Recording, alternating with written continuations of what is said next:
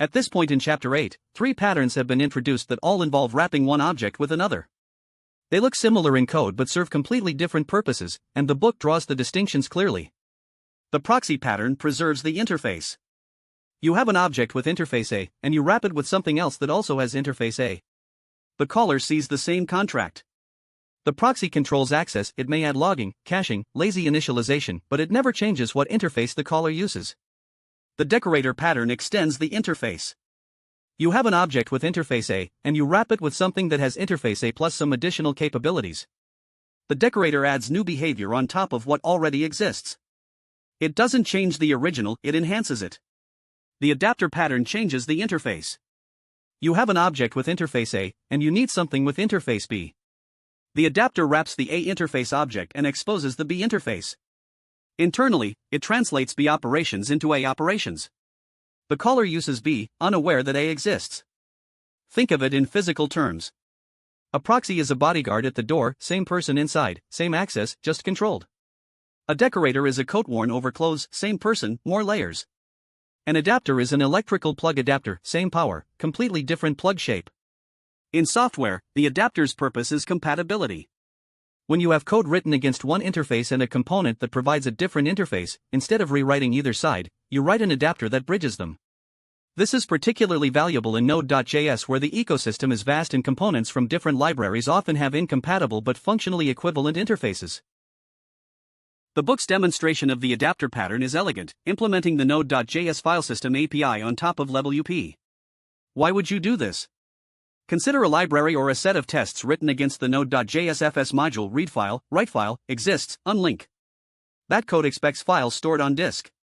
But what if you want to run it against an in-memory LevelUP database for speed?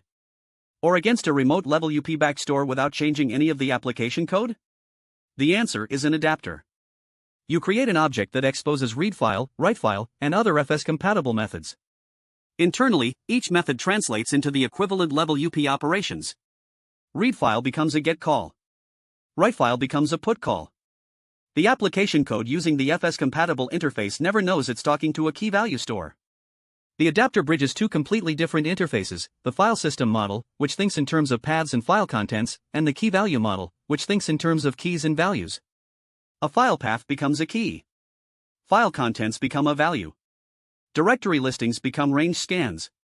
This adapter isn't just a demonstration, it's a pattern used throughout real software. The book notes that LevelUP itself has numerous official adapters. LevelDown wraps the native LevelDB bindings, memdown provides an in-memory backend with the same interface, Redis LevelDown wraps Redis, and so on. All of these are adapters, wrapping different storage backends behind the LevelUP interface. The adapter pattern lets you choose your storage backend at configuration time, swap backends for testing, and migrate between storage systems without touching application code. The adapter pattern is one of the most practically useful patterns in software development because the need for it arises constantly. You have two things that should work together but speak different languages. In the Node.js ecosystem, adapters appear most visibly in database libraries. Sequelize, the SQL ORM, supports PostgreSQL, MySQL, SQLite, and MSSQL. Each database has a different native protocol, different query syntax variations, different type systems. Sequelize dialect adapters translate the common Sequelize interface into each database's native calls. You write one application, the adapter speaks the right dialect. The same pattern appears in cloud storage. The cloud-agnostic storage libraries provide a common interface for file operations, with adapters for AWS S3, Google Cloud Storage, Azure Blob Storage, and local file system. Write your file storage code once against the common interface, swap adapters to change providers. In test tooling, adapters bridge testing frameworks. When you use a test double library like Sinon, its SPI and stub mechanisms adapt the original function interfaces to instrumented versions that record calls. The tests see the original interface, Sinon's adapter intercepts everything. In Express, view engines are adapters. Handlebars, EJS, Pug each has a completely different rendering API. Express wraps each in an adapter that presents the standard render, name, data, callback, interface. You can swap template engines without changing how your routes call them. The signal for the adapter pattern, I have component A and I need interface B. Not I want to add behavior, decorator, not I want to control access, proxy, but these two things need to communicate and they don't share a language.